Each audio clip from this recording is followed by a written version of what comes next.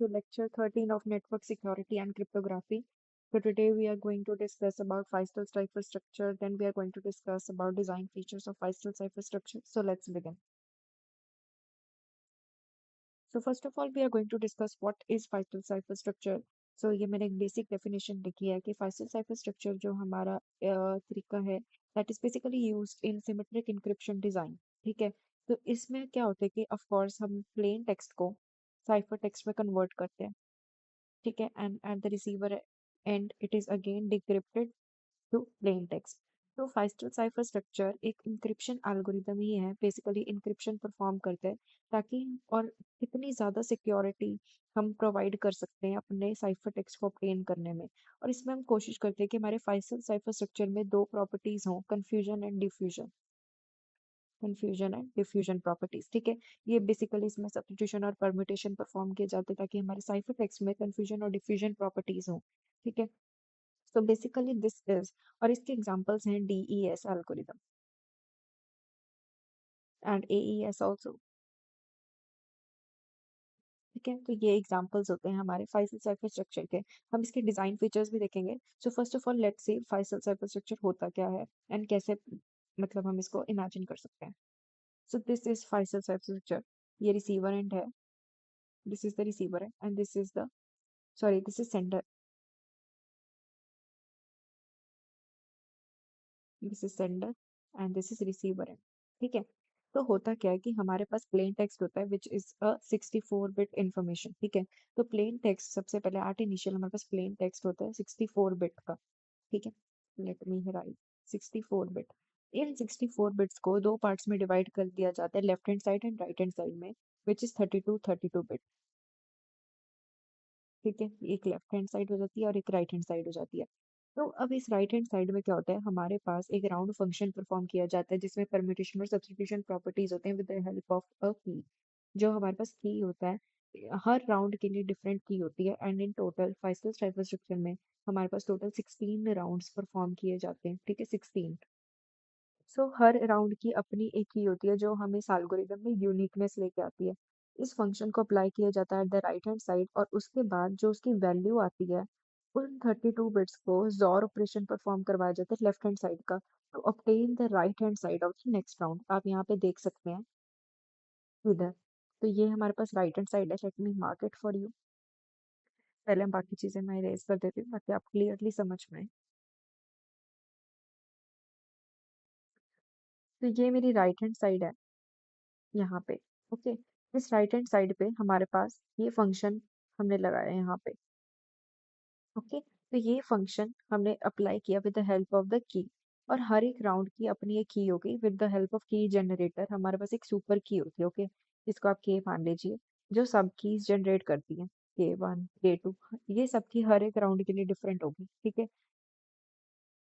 And at every round these keys are going to be performing some algorithms and some calculations with the help of this function, and then XOR operation perform किया जाएगा with the left hand side, और जो भी इसका output होगा that will be the right hand side of the next round, okay।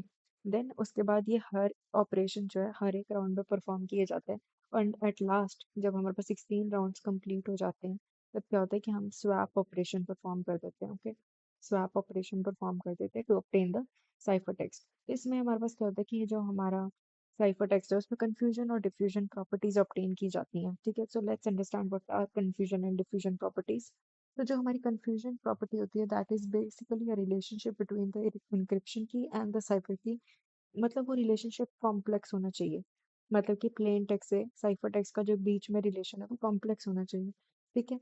मतलब कि हमारा रिलेशन जो है वो ऑब्सक्योर्ड होना चाहिए, ठीक है। यानी कि साइफर टेक्स्ट को देखकर हमें कोई भी प्लेन टेक्स्ट की इंफॉर्मेशन ना मिले, that is confusion property. Diffusion क्या होती है कि making each plain text bit affect as many cipher text bits as possible. यानी कि एक बिट में अगर चेंज होगा प्लेन टेक्स्ट के तो सिग्निफिकेंट चेंज साइफर टेक्स्ट में भी ऑब्टेन होगा, ठीक है। तो विच इज ट्रांसपोजिशन आप कह सकते हैं या फिर परमुटेशन, ठीक है। कि अगर हमने प्लेन टेक्स्ट में कोई स्लाइड चेंज किया तो साइफर टेक्स्ट में भी वो चेंज रिफ्लेक्ट होगा, लेकिन कंफ्यूजन प्रॉपर्टी में ऐसा नहीं होता, डिफ्यूजन में ऐसा होता है, ठीक है। तो these are confusion and diffusion properties which must exist in a cipher text. And receiver end पे हमारे पास रिवर्स परफॉर्म किया जाता है। यहाँ पे आप कीज का ध्यान रखिए, ठीक है। तो this is the reverse which is being performed and at last यहाँ पर हमारे पास स्वैप ऑपरेशन परफॉर्म होता है to obtain the plain text. And एक और गलती जो स्टूडेंट्स कर देते हैं, जब आप सेंडर साइड पर परफॉर्म करेंगे the input is given as plain text, लेकिन रिसीवर साइड पे हमारे पास रिवर्स परफॉर्म होता है and the input is given as cipher text, ठीक है। So this was all about Faisal cipher structure. Now we are going to discuss regarding the design features of Faisal cipher structure. So these are the design features of Feistel cipher structure. सबसे पहला क्या है, block size. तो जो block size होता है फाइसल cipher structure में, that is of 64 bits, जिसको हम फर्दर 32 बिट्स में डिवाइड कर रहे थे अपने प्लेन टेक्स्ट को, ठीक है।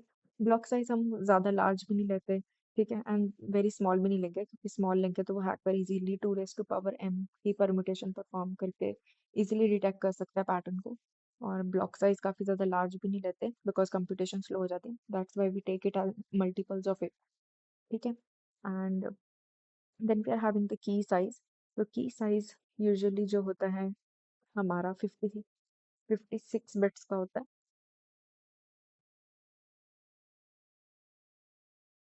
ठीक है। और हमारे पास एक सुपर की होती है जो हर राउंड की के लिए डिफरेंट की जनरेट करके देती है, ठीक है। Then we are having the number of rounds, जितने ज़्यादा नंबर ऑफ राउंड्स होंगे उतनी ज़्यादा सिक्योरिटी होगी।